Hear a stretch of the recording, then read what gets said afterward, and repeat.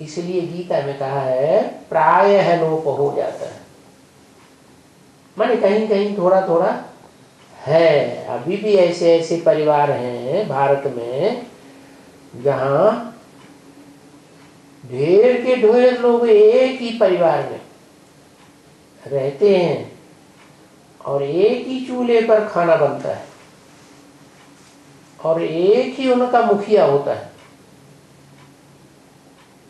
वो मुखिया पूरे परिवार का जैसे राजा। तो देखने में नहीं आते ऐसे परिवार, प्रायः लोग।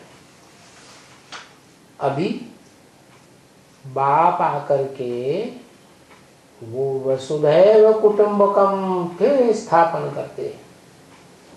सारी वसुधा माने पृथ्वी पर जितने भी धर्म के जो भी फॉलोअर्स हैं वो सब एक विश्व पिता के प्रजा बनने वाले हैं। क्या किसके राज्य में आने वाले हैं?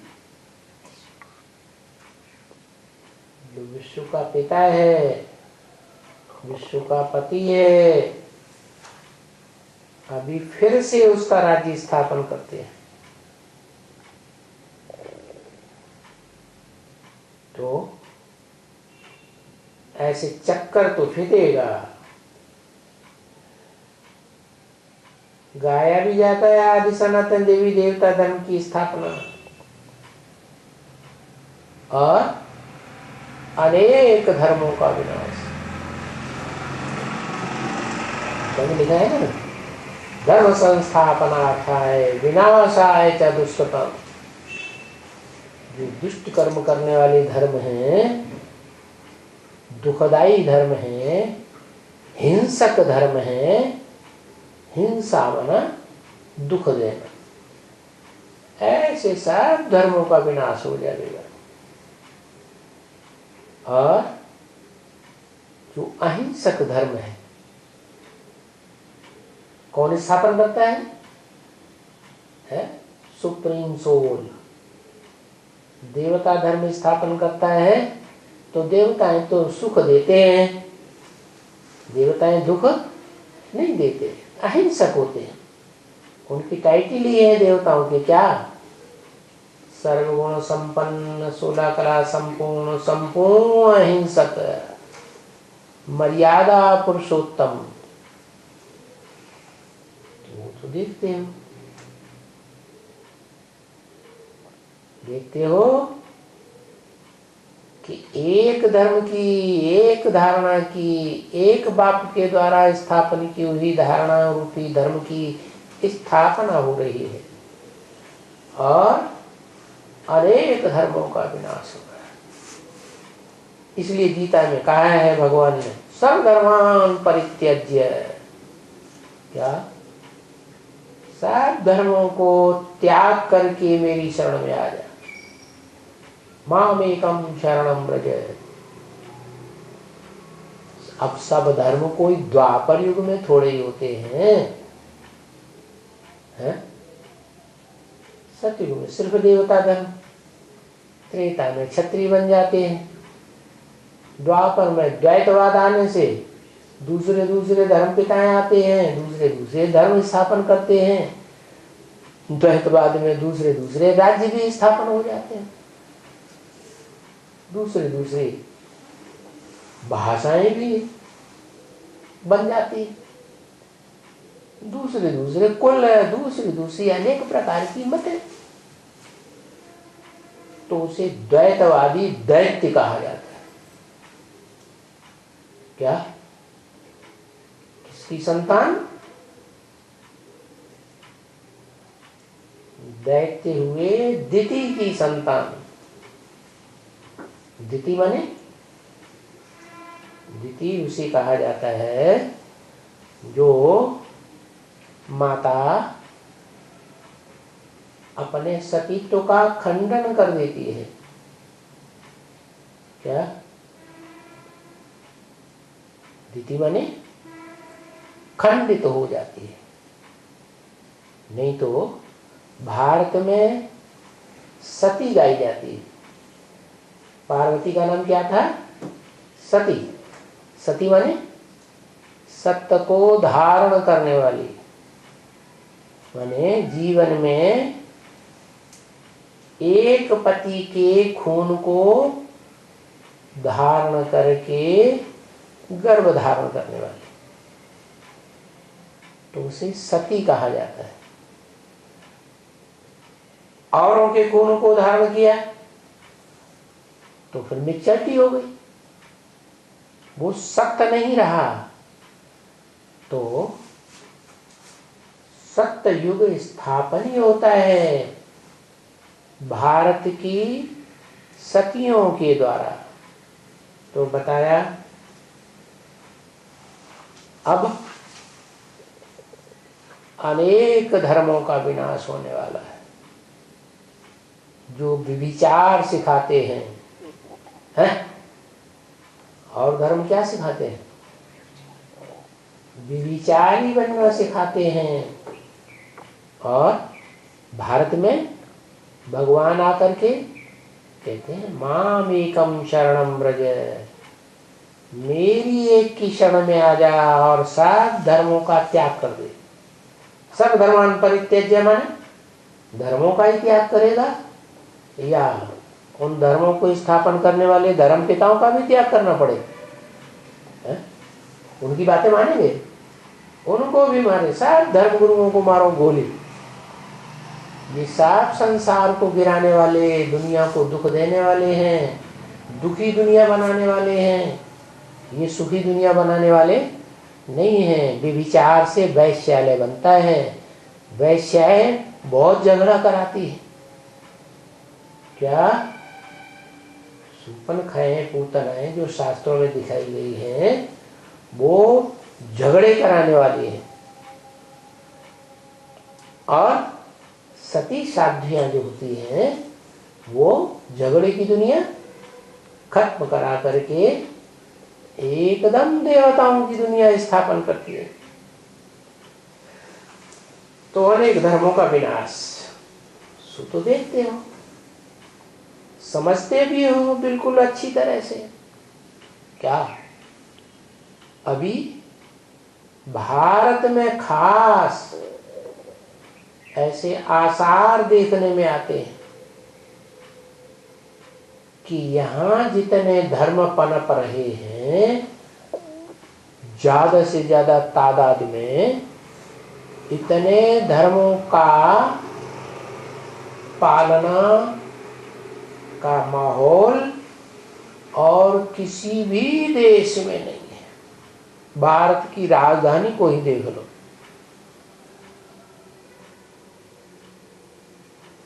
ढेर के ढेर मंदिर मिलेंगे। क्या? भारतवासियों के देवताओं की यादगार, और ढेर की ढेर मस्जिदें मिलेंगी। मुसलमान धर्म को फॉलो करने वाले मुसलमान भी ढेर की ढेर है, और ढेर के ढेर क्रिश्चियंस के गिरजाघर भी मिलेंगे, और बौद्धियों का भी जखीरा मिलेगा। तो ये मुख्य धर्म है, और इन मुख्य धर्मों के छोटे छोटे मठपंथ भी हैं। तो बताते हो कि देखो ये सारे आसार देखने में आते हैं। जितने धर्म दुनिया के पनप रहे हैं ज्यादा तादाद में, उतने दुनिया के किसी देश में नहीं। हर देश में कोई न कोई एक धर्म को फॉलो करने वाले ज्यादा होते हैं। क्या?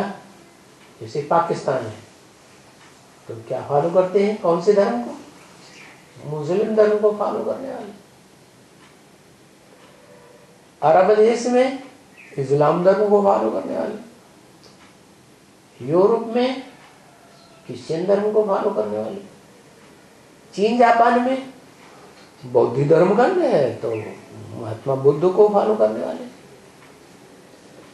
तो हर एक देश में मोस्टली एक धर्म को फॉलो करते हैं। और भारत में तो राज्य ही चल रहा है, धर्म निरपेक्ष राज्य। हमें किसी धर्म की अपेक्षा नहीं है।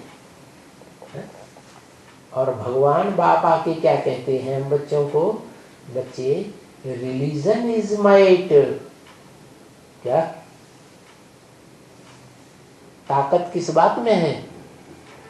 धर्म में ही ताकत है, धारणाओं में ही ताकत है। क्या अगर धारणाएं श्रेष्ठ नहीं है तो कोई ताकत नहीं रही। और सबसे श्रेष्ठ धारणा है पवित्रता की। चलो, द्वापर युग से सभी अपवित्र होते हैं, भ्रष्ट इंद्रियों का आचरण करते हैं, फिर भी ये तो गाया हुआ है ना, मर्यादा पुरुषोत्तम। कौन? राम। क्या मर्यादा थी? जीवन में एक पत्नी धारण करेंगे, पत्नी भी ऐसे ही सारे जीवन में एक पति को धारण करेगी। तो ऐसे देवी देवताओं को फॉलो करने वाले जो आज के धर्म दुनिया में फैले हुए हैं, उनमें सिख धर्म में भी कहा जाता है एक नारी सदा ब्रह्मचारी। तो इतना तो धारण कर ही सकते थे, लेकिन नहीं, इन विदेशियों के चक्कर में आकर के सारी दुनिया व्यभिचारी बन गई। तो इन सब व्यभिचारी धर्मों का विनाश एक व्यभिचारी धारणा करने वाले ये धर्म की स्थापना हो रही है। अब व्यभिचारी माने एक के साथ आचरण करने वाले, अनेकों के साथ आचरण करने वाले नहीं।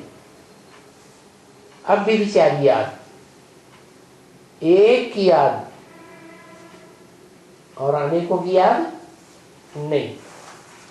तो इन बातों को तुम अब अच्छी रीति समझते हो क्या, कि श्रेष्ठ धारणा करेंगे आत्मा में तो क्या होगा? ताकत बहुत आएगी, पुरुषार्थ करना चाहिए। क्या? माम एकम शरणम ब्रज, एक की शरण में रहने के लिए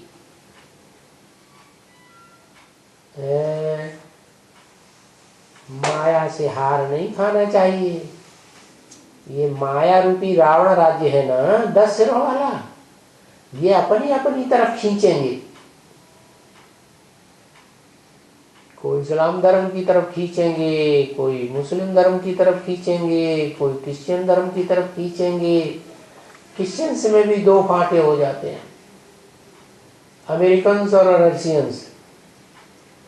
कोई रशियंस नास्तिक की तरफ खींचेंगे। क्या?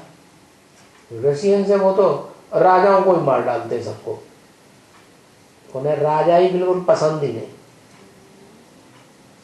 अपनी ही चलाते हैं। क्या? हम किसी की राजा ही नहीं चले, मानो हो तो हमारी बात मानो, ऐसे हो जाते हैं। तो भगवान कहते हैं नहीं, अच्छी तरह से समझ लो, क्या एक को फॉलो करना है, अनेकों को फॉलो नहीं करना है। और उसके लिए क्या करना है? पक्का कर देना है कि हम अगर चाहते हैं कि 10 शीश वाली माया से हम हार नहीं खाएंगे, तो फिर हमें एक को ही फॉलो करना है। ऐसा सर्वशक्तिवान उस्ताद मिला है तुमको। क्या?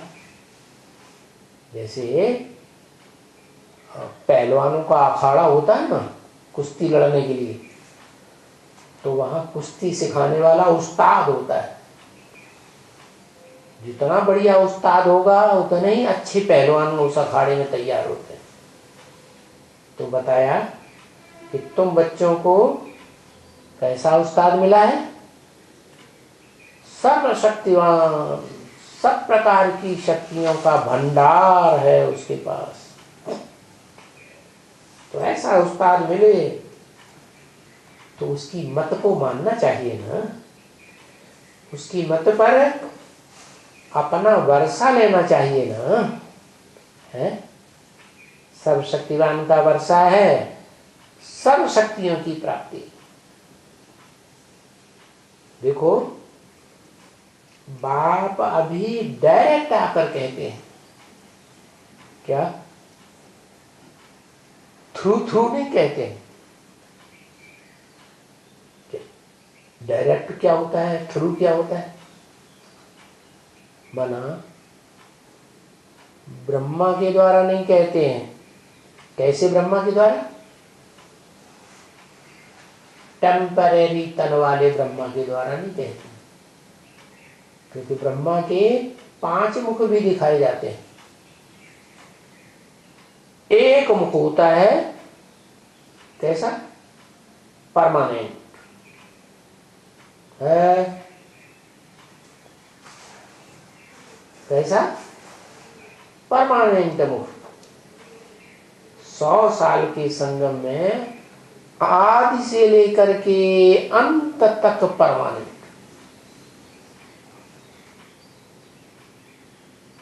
वो जो एक मुख है ना, वो किस तरफ मुखातिब होता है? 4 मुख है, 4 दिशाओं की तरफ मुखातिब। मुखातिब जानते हैं? ए इस तरफ मुखातिब, ये इस तरफ मुखातिब, तो कहते हैं मुखातिब। और जो एक सिर है वो ऊपर की तरफ। किस तरफ मुख है? ऊपर वाले की तरफ। तो बताया देखो अभी बाप डायरेक्ट कहते हैं। कौन से मुख के द्वारा कहते होंगे? दाएं वाले मुख, बाएं वाले मुख, सामने वाले मुख, पीछे वाले मुख, जो एकदम ऊपर का मुख दिखाया जाता है उस परमानेंट मुख के द्वारा कहते हैं मुकर्रर मुख। मुकर्रर तन, और तनधारी ब्रह्मा तो आज है कल खलास। और वो पूरे संगम युग में विशेष पार्टधारी ब्रह्मा। तो उसके द्वारा डायरेक्ट कहते हैं। क्या कहते हैं? मैं तुम बच्चों को इस डायरेक्ट मुख के द्वारा फिर से बेहद सुख का वर्षा देने आया हुआ हूं। क्या?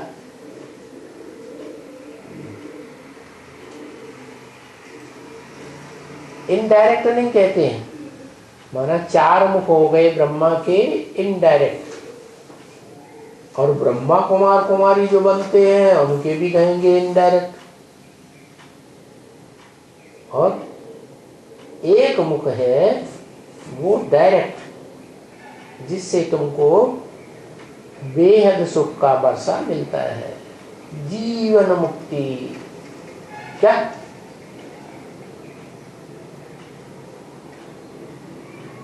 कैसी मुक्ति? जीवन में रहते भी और दुख दर्दों से मुक्त भी। देवी देवताओं का जीवन होता है लेकिन दुख दर्द उनके जीवन में नहीं होता है, तो उसे कहेंगे जीवन मुक्ति। वो वर्षा तुम बच्चों को देने आया हुआ, वो वर्षा तुम बच्चों को सबसे जास्ती मिलता है इस पूरे चतुर्युगी में। तुम बच्चे 3 हिस्सा सुख भोगते हो, क्या? आदि सनातन देवी देवता धर्म वाले, और धर्म वाले जो हैं वो तुम्हारे मुकाबले कम भोगते हैं। जैसे देवता धर्म है, जैसे क्षत्रिय धर्म, त्रेता में जो आत्माएं परम धाम से आती है वो पक्के क्षत्रिय, ऐसे ही सतयुग में जो आत्माएं परम धाम से आती हैं, चाहे सृष्टि का पहला पत्ता ही क्यों न हो, क्या वो भी जब आती है तो उतरना शुरू कर देती है। क्यों उतरेंगी? तो क्या होगा है? उतरेंगी तो जीत पाएंगी या कोई न कोई से हार खाती रहेंगी? है क्या होगा? हार खाएंगे? नहीं खाएंगे। देव आत्माएं हैं, सतयुग में जब जन्म लेती, मान लो पहला पत्ता ही है, तो नीचे उतरता है कि नहीं? नीचे उतरने की उसमें शिक्त है, तो अपनी प्रजा को भी नीचे उतारेगा। तो हार खाएगा या नहीं खाएगा? तो वो सब धर्म वाले, चाहे देवता धर्म की आत्माएं हो सतयुग में उतरने वाली शांति धाम से, चाहे त्रेता युग की क्षत्रिय धर्म की पक्की आत्माएं हो, चाहे वैश्य धर्म की द्वापर युग में उतरने वाली आत्माएं हो, चाहे कलयुग में जो क्षुद्र धर्म है दुखदाई वो आत्माएं हो, वो सब नीचे उतरने वाली और हार खाती रहती है। तो उनको सुख का वर्षा नंबरवार कम मिलता है और तुमको सुख का वर्षा सबसे जास्ती मिलता है। यहाँ तक कि ब्रह्म वाक्य है मुरली में, कुछ बच्चे तो ऐसे हैं जो 82-83 जन्म भी सुख में रहते हैं। क्या? सिर्फ अंतिम 84वें जन्म में जाकर के उनको फिर बहुत दुख सहन करना पड़ता है। और वो कोई बड़ी बात नहीं, क्योंकि छत्र छाया किसकी मिल गई है? ऊंच ते ऊंच सब शक्तिवान बाप की छत्र छाया मिल गई, तो कितना भी दुख आ जाए उसकी कोई परवाह नहीं करनी। ओम शांति।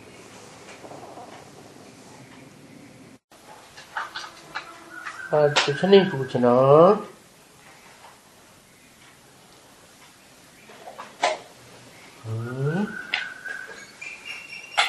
भाई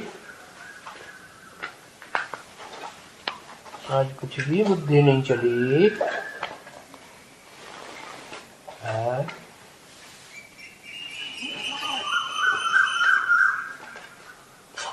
तो कोयल बोल रही है जबरदस्त।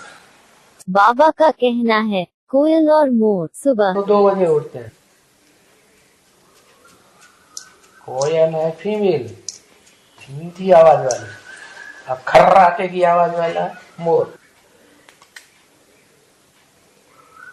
डांस बहुत करता है, अच्छा, लेकिन अपनी चाल को देखता है, पैरों को, क्या अपनी चाल को देखता है पैरों को, तो रोता है। मेरी चाल ऐसी खराब क्यों है विषय।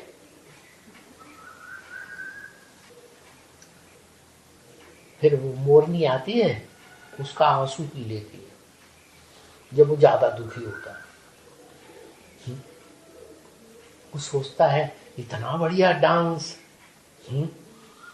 इतना अच्छा डांस न कोई जानवर कर पाता है, न कोई पशु पक्षी कर पाता है, न कोई कीड़ा मकोड़ा, न कोई मनुष्य इतना अच्छा डांस करता है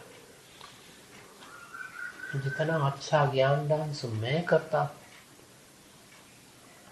फिर भी मेरी चाल तो सुधरती ही नहीं, बार बार शूटिंग डायरेक्टर को करानी पड़ती है, फिर भी मेरी चाल नहीं सुधरती। तो होता है।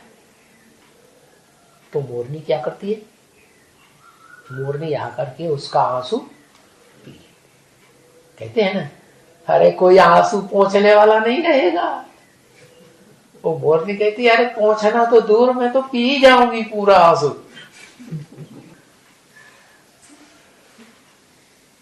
क्योंकि मोरनी को बेचारी को पूंछ नहीं होती, बेकार होती, लंबी चौड़ी, और मोर को बड़ी लंबी चौड़ी पूंछ होती है। जितनी बड़ी उसकी देह नहीं, उससे ज्यादा लंबी चौड़ी उसकी पूंछ। लेकिन पूंछ का डांस बहुत बढ़िया होता है।